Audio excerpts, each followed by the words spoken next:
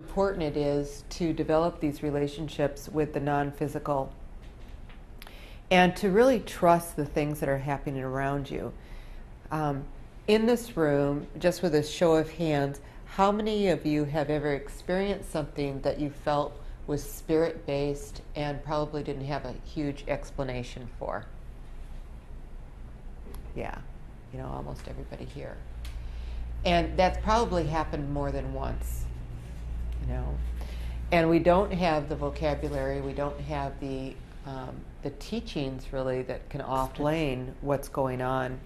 And we don't have anybody to talk to often that says, well, this is spiritual interaction. This is what's happening. You've had an interaction with these non-physical beings, and it's either helped you or given you a message or something like that.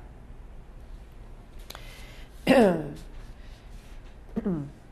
so one of the things with this ascension process is that these things seem to be happening more and more and more with people. Now, I want to define, first of all, the definition that I have of ascension. When I was young, ascension meant, and this was a biblical definition, it meant leaving the planet. Elijah left the planet. Jesus, when resurrected, left the planet. They went away someplace else. So it meant that you're going to actually leave the planet and ascend and go someplace else. Well, that is not the ascension that we're talking about here. Nobody wants to necessarily leave the planet during this process, right? Yeah. But ascension is a state of being that you're actually moving into a higher vibrational rate than you have been before. And that higher vibrational rate is happening not only to our planet, or to you, I should say, or to our planet, it's happening to the entire universe and to the entire solar system.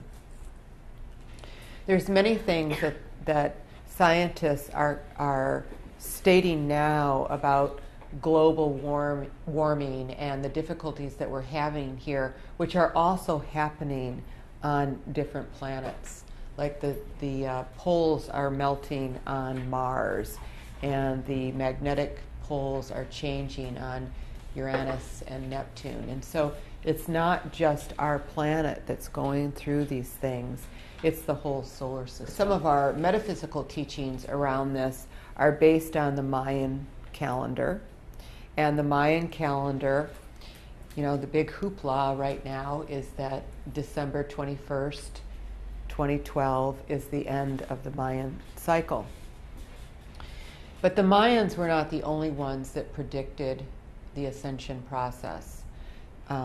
Nostradamus, the Lakota people, and I've been very involved with the Lakota people for about 18 years or so. I was adopted into a Lakota family. They have a huge cosmology around the ascension process. The Hopi do.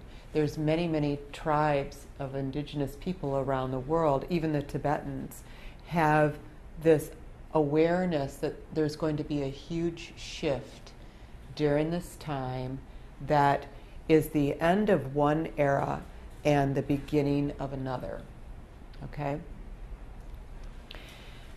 And that's why, to me, this is such an exciting time for human beings. It's because no human being has ever been alive during this time before, even though it's happened before.